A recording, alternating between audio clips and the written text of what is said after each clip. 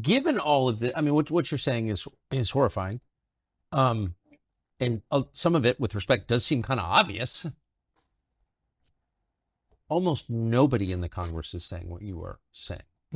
Chris Christie never served in the Congress, but he was a governor. He's been on the national stage for quite a long time. He's running for president now.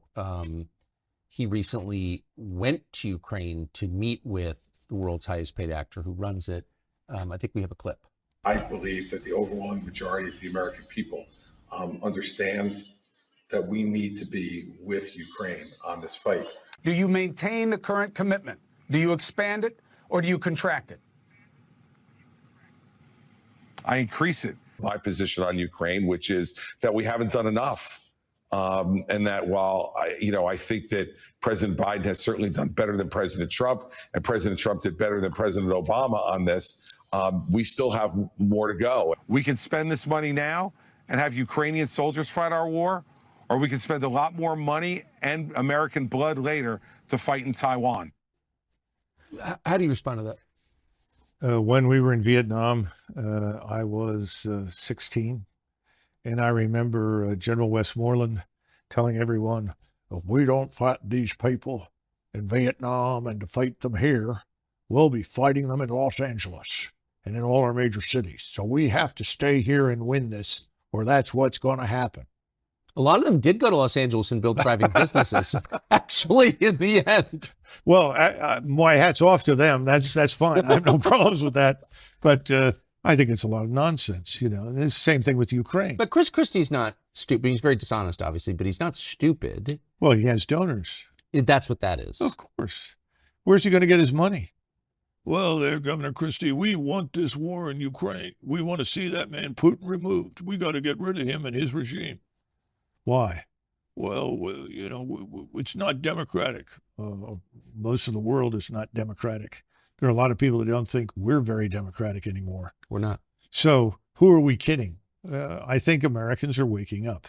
And Christie is probably there for name recognition and more money, but I don't see him winning anything. No. But he does, I mean, in a blusterier way, he's expressing the same thing that the rest of them, Nikki Haley and all the rest, are well, saying. Doesn't this also divert attention from far more serious matters here at home? It really does. What does it cost Christie to say, we have to beat those Russians? Nothing. It doesn't cost him anything. It costs the country a great deal in terms of money, prestige. What Fitch just downgraded our credit worthiness one more time. And people say, oh, it's not a problem. You know, the bond yields are on their way up and prices are on their way down. When is the Treasury bond fire sale going to happen? When do banks offload these Treasury bonds that they bought when they were at zero interest because they're now worthless? What's going to happen in China, in Japan, in Saudi Arabia, where they have lots of bonds? I mean, we're fragile. We're vulnerable. Nobody even mentions it because nobody wants to fess up and tell the truth. We've overreached. We're running on fumes. What about this economy? What are we building? What are we producing? You know, that's what made us a great power between 1865 and basically 1920. That's when your industrial base was created. That's when you had people like Edison and Tesla, Rockefeller, all these people. They were tough and they were intelligent and they were effective. The only person I see out there now who's remotely like that is Musk. He's building something. He's creating something. When you do that, you create employment. I don't see that happening. High-tech startups? What the hell are they? What are they doing for us? A new app on your phone? We've got to wake up and say, oh, well, AI. AI is better algorithms. Better algorithms do not replace human beings. And they don't necessarily create opportunity for people to work. We've got to think this thing through very carefully. We haven't done that. What about our energy sector? Oil, gas, we've killed it. We have what, half the refineries we once had? California had something in the neighborhood of 43 or 44 refineries. They're down to 23. You know, how long before suddenly we're in another energy crisis and we need to rapidly refine fuel? Can we do it? Well, the answer is it's going to be tough. It applies, the same thing applies to Raytheon. We want 200 missiles and we want them now. Well, we have no surge capacity. There's no excess capacity built into anything. What are we going to do with this scientific industrial base? What about our agricultural sector? What are we doing for that? I mean, high-end manufacturing is dead. We need to repatriate lots of industries. That's what President Trump talked about. We absolutely need to do that. People say, well, we want free trade. Well, I'm 100% for free trade as long as it doesn't kill us. But if it kills us, then I'm for protection. I think we need to understand how we got where we are today. I don't see anybody talking about that. And I think Americans are beginning to turn these people off. Democrats, Republicans, it's the uniparty. Who are we kidding? What are they doing for us? The swamp gets bigger and richer. The rest of the country gets poorer. I don't see any good outcome right now from any of these candidates. Perhaps I'm too harsh, but that's the way I feel.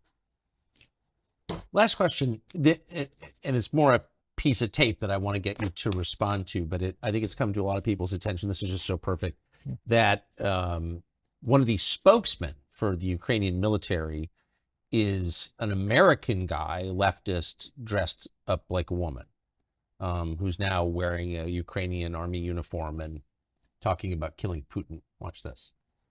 If you look at Putin's mouth, you'll notice that blood drips from it. He's a vampire, carrying out genocide against both Ukrainians and Russians alike.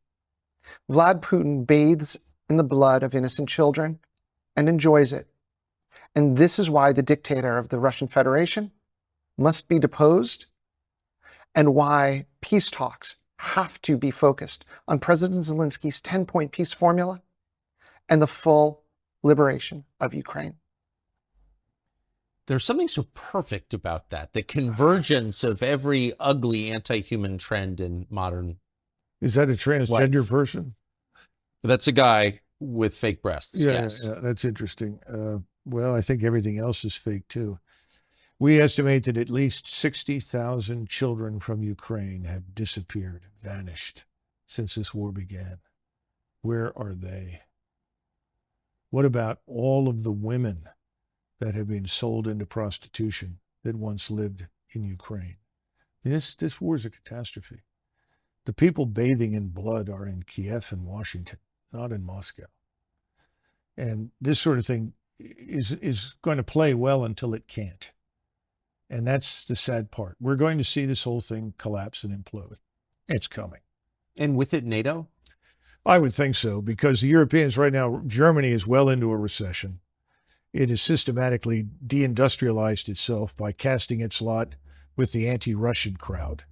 And remember that in Europe, it was not very difficult to supply stereotypes left over from the Second World War of the Soviet armed forces. The Soviet army was, an exercise in barbarism and savagery, mass rape, you name it. It was terrible. That's not Russia today. Russia today is a very different society, very different state. And that's been Putin's effort from day one. He's been interested in restoring Russia as an Orthodox Christian state with a true national identity and a strong national culture. That's probably another reason why so many people want to destroy Russia, because it's the last European state that has not been flooded with foreigners and turned into some sort of polyglot experiment, which is failing badly, by the way, because at some point, all of these unwanted people in Europe, and for that matter, here as well, I suspect, when things fall apart economically, it's going to get very hard on them. Because people are going to look around and they go through this, well, wait a minute, I'm an American. Who are you? What are you doing here? Why are you living that way? Why are you being subsidized? I'm a German. You don't belong here. You need to go home. I'm getting $1,400 a month in retirement that I paid into my entire life, and you just show up from Congo and you're getting $2,200. Well, here's another one. The president announced yesterday on one of these tweets, somebody tweets for him, obviously, that the people that have lost everything in Hawaii, thousands of them lost everything, are going to receive a one-time payment of $700. Now, I haven't been to Hawaii in a long time. I'm not even sure I've ever been there, but I know that $700 isn't going to take care of a family for very long. No. But in the meantime, hundreds of millions, billions of dollars continue to flow into this black hole called Ukraine, which I think is an exercise in fraud, deceit, and criminality, to be blunt. So when's it going to stop? When are we going to take care of Hawaii? Let's go back to Ohio, where we had the derailment and the chemical spill. 4,000 human beings living in this area. The water is still not fit to drink, as I understand it. We wouldn't even invest the money to move those people to a safer area, even if it meant temporary housing or permanent housing, until this thing was cleaned up. What have we done? This is the problem. It is America last on every level. The last people who are consulted, the last people who are benefiting from anything that goes on in Washington are Americans. This cannot go on. It's got to end. And I think it will end. But unfortunately, it's like everything else. We're going to have to be pushed over the cliff into the abyss. I think that's where we're headed. Well, on that cheerful note, Retired Colonel Douglas McGregor, thank you. Sure was great.